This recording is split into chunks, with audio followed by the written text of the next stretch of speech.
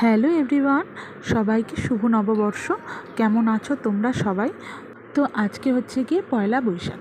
তো এই বছরের প্রথম দিনটা একটু অন্যরকমভাবেই কাটাতে চাই। তো তার জন্য কিন্তু বাচ্চা দুটোকে নিয়ে আমি আর আমার বৌদি কিন্তু বেরিয়ে পড়লাম একটু ঘুরতে যাওয়ার জন্য। তো কোথায় যাব? তো ফার্স্টেই ভেবেছিলাম যে একটু মদনমোহন বাড়ি গিয়ে আগে মদনমোহন ঠাকুরটাকে দর্শন করব। তো ওখানে গিয়ে দেখতে পেলাম যে এতটাই ভিড়, সেজন্য আমাদের আর বাচ্চা দুটোকে নিয়ে যাওয়া হয়নি। তো আমরা কী করলাম, টোটোটা নিয়ে চলে গেলাম সোজা সাগরদিঘির পাড়। আমি আর আমার বৌদি দুজনেই নিয়েছিলাম আজকে ছুটি, কারণ বাড়িতেও ছিল আজকে গণেশ পুজো। আর যেহেতু আমাদের বাড়ির সামনে চড়ক হচ্ছে, তো আজকের দিনটা হচ্ছে শেষ দিন। তো অনেক অনুষ্ঠানই ছিল, তাই ভাবলাম যে আজকে আর কাজে যাব না। তো বছরের প্রথম দিন বাচ্চা দুটোকে নিয়ে একটু ঘুরতে বেরোবো, সেটাও মনে মনে একটু ভাবনা চিন্তা করে রেখেছিলাম। তাই একটু বেরিয়ে পড়লাম ওদেরকে নিয়ে। ফাইনালি চলে এসেছি সাগরদিঘির পাড়ে। তো সাগরদিঘির পাড়ে এসে দেখি যে এই পাশে কারেন্ট নেই, তো চলে গেলাম অন্য দিকটাতে।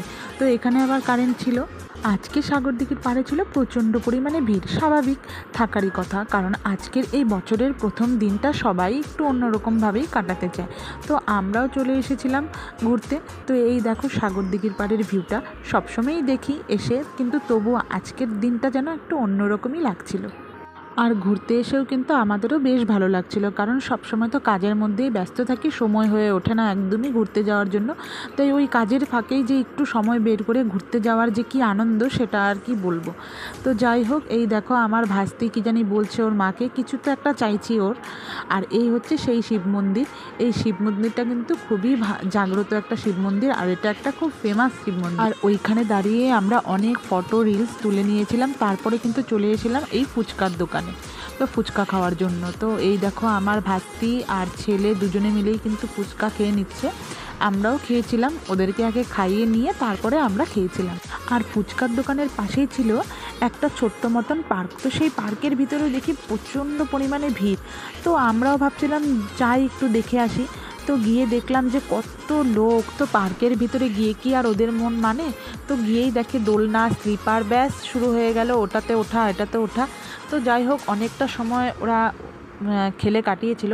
তারপর রাতও যেহেতু হয়ে গেছিলো বাড়ি যাওয়ার জন্য, অনেকক্ষণ থেকে বলছিলাম, কিন্তু কে শোনে কার কথা? দেখো না কি খেলার তাল, বাড়ি আসার কোনো নামই নেই। তারপরে অনেকক্ষণ বলতে বলতে তারপরে কিন্তু পার্ক থেকে বেরিয়ে এসেই বললো যে আইসক্রিম খাবে। তারপরে আমরা চারজনে মিলেই নিয়ে নিলাম কিন্তু আইসক্রিম।